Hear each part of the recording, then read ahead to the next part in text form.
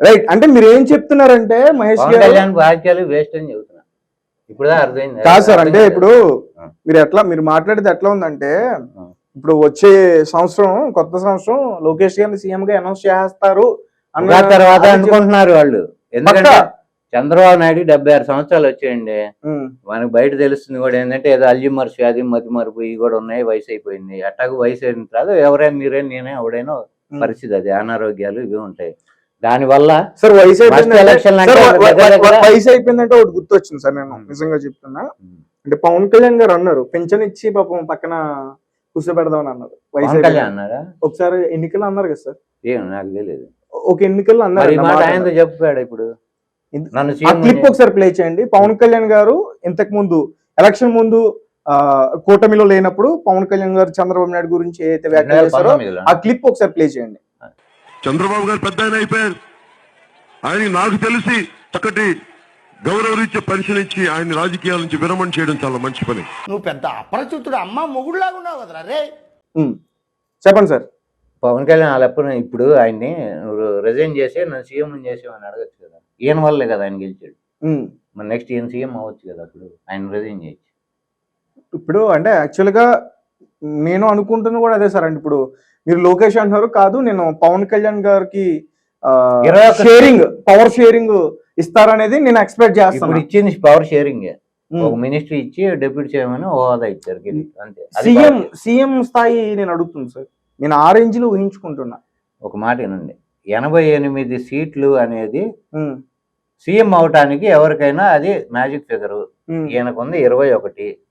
భూమి మీద ఎవ్వడు అవ్వలేడు. సీఎం అవుతాడు ఎవడన్నా? ఎట్లా అవుతారు? మీకు జన సైనికుల్లాగా జెండా కూలీలాగా మీరు కూడా ఆలోచించకండి. మీరు మీడియా కదా.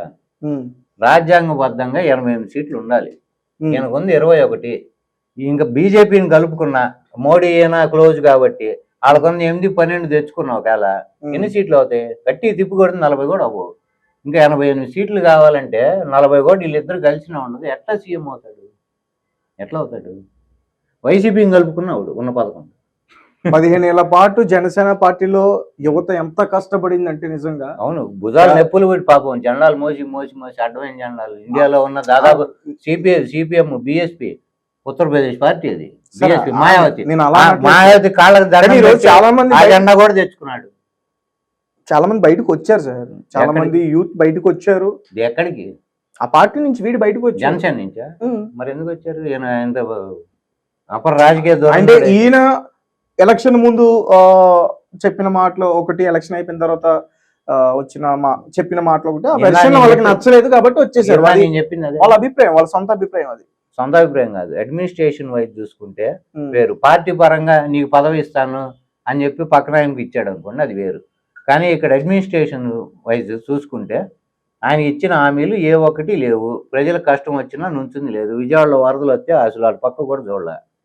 మరి ఎక్కడ ఏ ఇబ్బంది వచ్చినా ప్రజలకి. విజయవాడలో వరదలు వస్తే చెప్పులు లేకుండా వాటర్ లోకి దిగారు పవన్ కళ్యాణ్ గారు. అది కింద మీరు చూసారా? ఆ వీడియో పెట్టాడు డ్రోన్ నుంచి ఆహార పొట్లాలి పవన్ కళ్యాణ్ కింద. ఏ వీడియో అని సింహం చూసారా? అది కూడా తెలియని అంత పాపం అమాయకుడికి ఇచ్చాడు. టీడీపీ ఉచ్చులో పడి వాళ్ళ చేత వీళ్ళు కావాలని వాళ్ళే ట్రోల్ చేస్తుంటారు పవన్ కళ్యాణ్ ఇట్లాంటివి పెట్టి. అది ఆయనకి ఇంకా తెలియట్లా.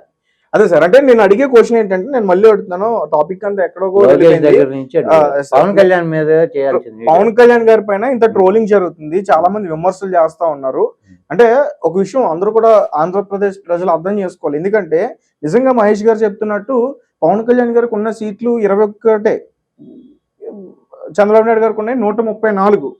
సో అంటే 80% కదా, ఆల్మోస్ట్ 90% గవర్నమెంట్ రూల్ చేస్తుంది నిజంగా టీడీపీ పార్టీయే. ఖచ్చితంగా టీడీపీ పార్టీయే. కానీ మరి పవన్ కళ్యాణ్ గారి పైన ఇంత విమర్శలు వస్తుంటే జన సైనికులు కొట్లాడుతున్నారు కానీ, జన సైనికులు మాట్లాడుతున్నారు కానీ, ఆ క్యాడర్ లో ఉన్న నాయకులు ఎవరు కూడా స్పందించట్లా.